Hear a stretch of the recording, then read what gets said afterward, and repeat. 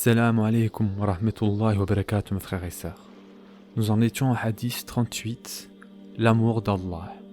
D'après Abu Huraira radiallahu anhu, l'envoyé d'Allah sallallahu alayhi wa sallam a dit: le Très-Haut a dit, quiconque est l'ennemi d'un ami à moi, je déclare la guerre contre lui. Mon serviteur ne s'approche pas de moi par une chose plus aimable à moi que ce que je lui ai imposé.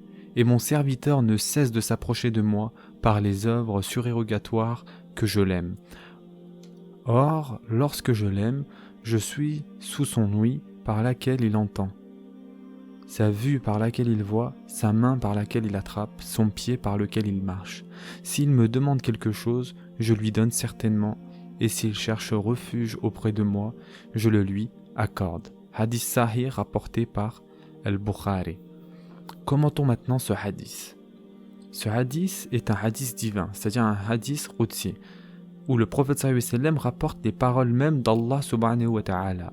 Les amis d'Allah sont ceux qui ont la foi et qui le craignent. Le Très-Haut a en effet dit: n'est-ce pas les amis d'Allah, point de crainte à se faire pour eux, non plus qu'ils ne seront affligés.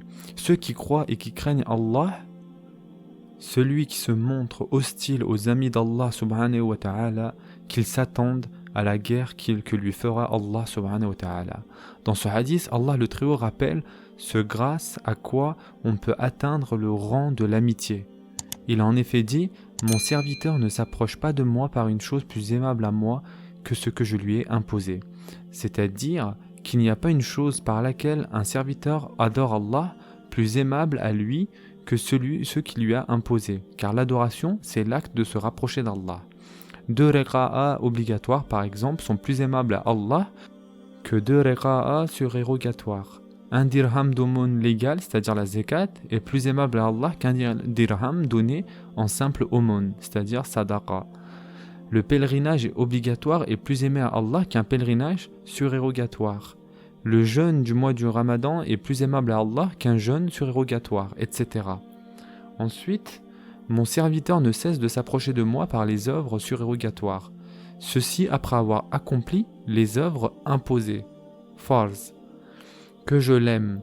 Le terme que introduit soit une proposition finale ou causale. Selon la première, le serviteur ne cesse de s'approcher d'Allah jusqu'à ce qu'il arrive à être aimé par Allah.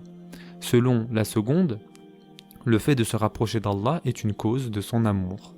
Or, lorsque je l'aime, je suis son ouïe par laquelle il entend. Il le dirige bien dans ce qu'il entend.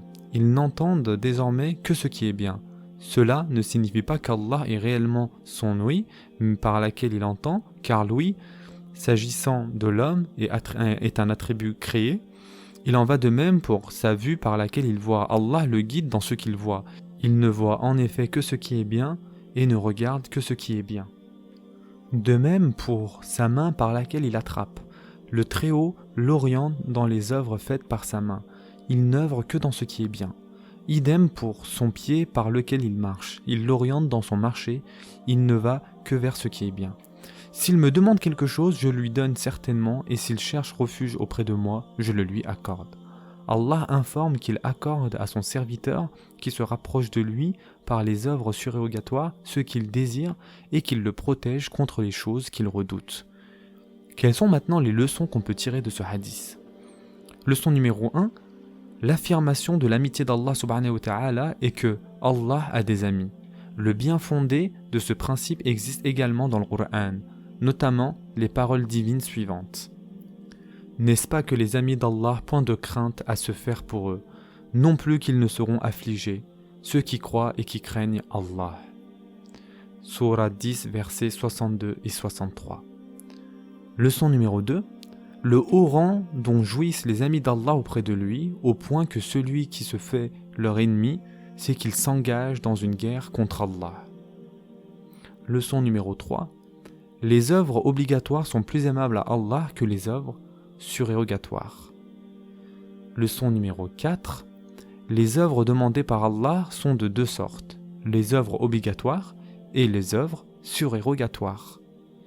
Leçon numéro 5. L'affirmation qu'Allah subhanahu wa ta'ala aime, il a dit: mon serviteur ne s'approche pas de moi par une chose plus aimable à moi que ce que je lui ai imposé. L'amour est un attribut de l'essence d'Allah subhanahu wa ta'ala. Il a pour fruit son bel agir à l'égard de la personne aimée, sa bonne rétribution, sa mise près de lui. Leçon numéro 6, les œuvres sont de différents degrés bien sûr. Leçon numéro 7, cette tradition prouve que la foi augmente et diminue comme le soutiennent les gens de la sunna et de la communauté. Car les œuvres font partie de la foi et certaines œuvres sont plus aimées d'Allah subhanahu wa ta'ala que d'autres, ce qui fait que la foi augmente et diminue selon les œuvres-là. Leçon numéro 8, dans l'amour d'Allah pour son serviteur réside sa mise dans la bonne voie, dans son oui, sa vue, les actes de sa main et sa marche à pied.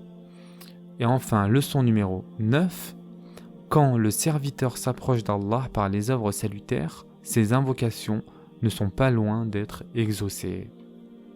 Prenez soin de vous mes frères et sœurs et à très prochainement, Inch'Allah.